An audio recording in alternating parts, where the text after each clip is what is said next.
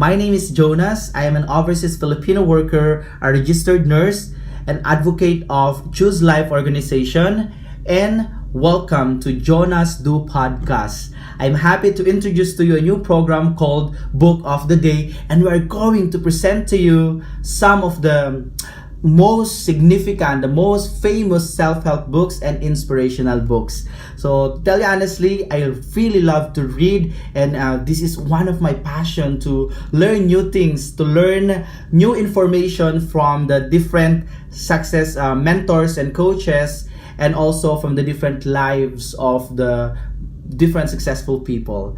So for today, the first book that we're going to feature for the day is called Nelson Mandela Long Walk to Freedom. Today is July 18, 2016, and United Nations, last 2009, the United Nations award July 18 as Nelson Mandela International Day in honor of the contribution of Nelson Mandela to humanity. So for this book, I would like to give a short review or introduction about the life of Nelson Mandela. He was actually the most significant part of his life is having the chance, or actually he was not, this is not a chance, he was sentenced to a long time imprisonment, and Nelson Mandela accepted that sentence, and he served his sentence for prison for 27 years.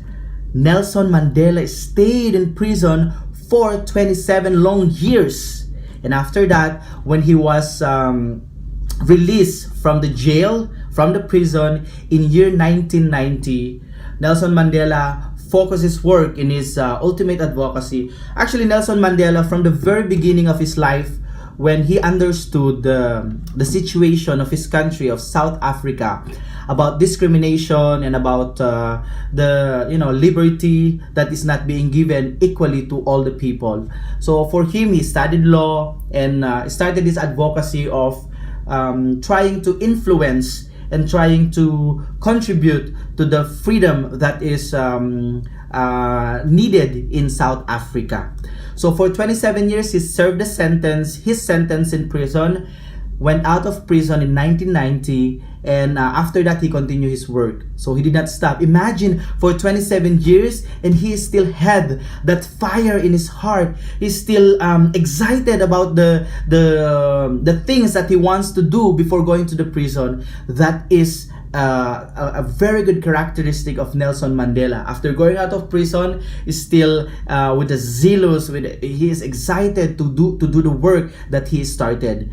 Maybe for other people, imagine maybe if I'll spend in prison for 5 or 10 years, it will not give me more opportunity. It will not give me more strength, maybe, to do the things that I want to do from the very beginning. But Nelson Mandela continued his work, and in 1993, he won a Nobel Peace Prize. And this is the most important thing that happened in this book.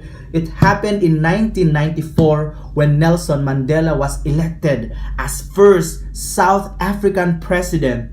He's the first South African president. Imagine, for so many generations, for centuries, that there is a division between the black and the white. So by that time, he's the first black South African president. So it actually it marked a significant happening in the world. It doesn't only affect the countries in Africa, but also all over the world. And the leaders all over the world welcomed Nelson Mandela as an advocate of freedom. So I believe that Nelson Mandela somehow developed that feelings of frustration, of sadness, there may be time when he really wants to give up. But after going out his release, he continued his work. I want to tell everyone that Nelson Mandela have a different prison. This is a jail, and he stayed in a four corner of a room, a small room, and he spent most of his time staying alone, without the comfort, without the love of his family. And I believe that there are so many prisons, there are so many jails, not only related to the actual prison, but I believe that we are being jailed from different aspect of our lives For example, there is a prison within us about our relationship with God, about our relationship with our friends, with the people around us, with our families, and with our colleagues in our work, in our jobs. And also, we are jailed and imprisoned by debt, by problem with our finances, by the lack of financial prosperity. We are also imprisoned and we are jailed from the different dreams that we have. There are times when we really want to do something, and yet we believe from the things that the other people will tell us. So, if example, you want to pursue something, you want to become a speaker, or you want to write a book, or you want to pursue a certain career like a doctor or an engineer, but because other people are telling that you cannot do it, you don't have the capacity, you don't have the knowledge, you don't have the skills, you hide yourself, you build your own prison, and you stay there inside. You put yourself in a box and you stay there. You imprisoned your life. You imprisoned the opportunities. You imprisoned the chances that you can become successful. See, my family, I believe, has been imprisoned of poverty and of a hard life for a number of years. I can only trace the life of my parents, of my grandparents, but for so long, they stayed in the mountain without electricity. Even my grandparents and my parents, during my childhood time, we stayed in a mountain without electricity, without I don't have any knowledge about gadgets and about transportation or anything. We ride a carabao, a horse, and we go to our to the town by riding a carabao or a horse or a boat, a small boat. And I think we are imprisoned with poverty. The government forget the life of this minority. But I think that the moment that my father decided to leave that place, that mountain, that actually the name of the mountain is the Sierra Madre mountain in the north of the Philippines, my father decided to leave that place, and we go to the city and we're going to pursue our education, and changes everything with just one decision that my parents did. We are out from the imprisonment of poverty. The journey is not easy, but we started, and the rest is history. I will be introducing some of my life in the next series of this podcast. And also, I would like to tell that, to introduce to you that you have the choice to become free. Unlike Nelson Mandela, he has no choice. I mean, this is prison, this is jail, and the ones who will decide are the people outside. But for your imprisonment with your life, with your problem with your relationship, the problem with your job, the problem with your finances, the debt that you have, the problem with the dreams that you want to achieve, you have the control. You can control. You can change your mindset. You can change the things that you see. You can change the books that you read. You can change the thought that you put into your mind. I'd like to introduce to you three of the most famous quotes that I read from this book. The first one is, it says, "It always seems impossible until it is done." It seems cloudy. It's not clear.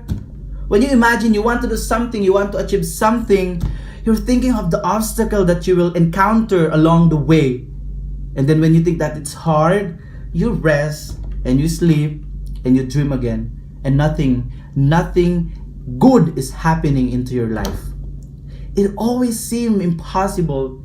These people, they are seeing that it is impossible, but they are pursuing, they are fighting, they are moving, they are changing. They are doing the first step to get out from the imprisonment, to get out from the impossibilities that we put in our minds, from the impossibilities that we embrace for years. And then just like that, because we fought for it, we break whatever obstacle that we see that we'll encounter along the way, we can finish it. Time will come wherein you will say that it is done, it is finished. You did it. You finish your the things, the dreams that you have, the impossible dreams. It's like a song, but you see, the impossible dreams, you can achieve that one. It will become possible How? By persistence, by moving forward, by doing the things that you need to do. And the greatest quote that we have here is it says, "The greatest glory in living lies not in every falling, but in rising every time we fall." Sure, there will be time wherein we're gonna embrace failure. We're gonna embrace setbacks. There are times this is part of the journey.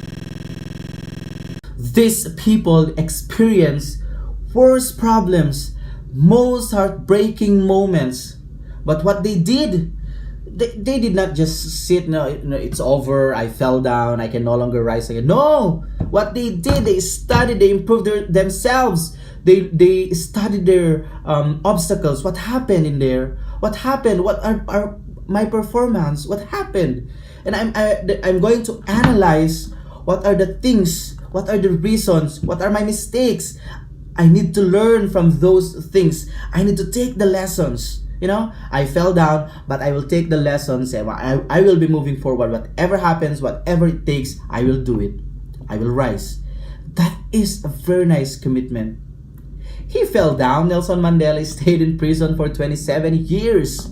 And nobody knows that he will become one of the most respected leaders in the whole world. You see? After falling, he did everything to rise and to fight for his dream. And the third and last quote that I want to share is, according to Nelson Mandela, it says, "Education is the great engine of personal development. It is through education that the daughter of a peasant can become a doctor, that the son of a mine worker can become the head of the mine, that a child of farm workers, like me, the child of farm worker, can become the president of a great nation. It is what we make out of what we have, not what we are given, that separates one person from another."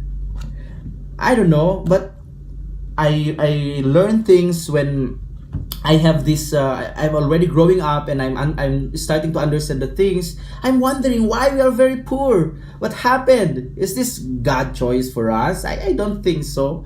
Maybe I just realized lately that maybe those are the choices of my parents, my grandparents. So, but I'm not blaming them. But it's over. The commitment that it's over. Education is the answer, according to Nelson Mandela. It's not about the main, you go to school and do like this. No. Education means to learn. You educate yourself. There are so many things that you can learn from this man who is a famous and icon. Maybe he read a lot of books. I believe one of his inspiration actually came from Mahatma Gandhi. Mahatma Gandhi is a great leader as well.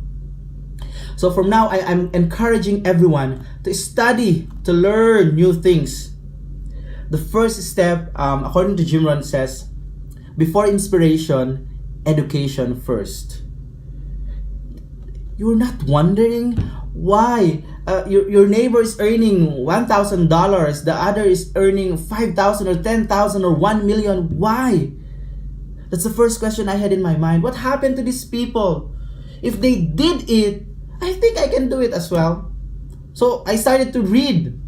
I started to improve my thinking. You see, in the traditional school, we learn algebra, we learn economics, we learn history, and basic things.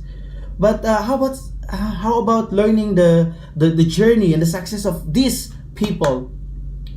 They said if you want to become wealthy, you need to learn about wealth. If you want to become happy, you can learn about happiness. Learn happiness. If you want to become very kind, learn books about kindness. See, education is very important.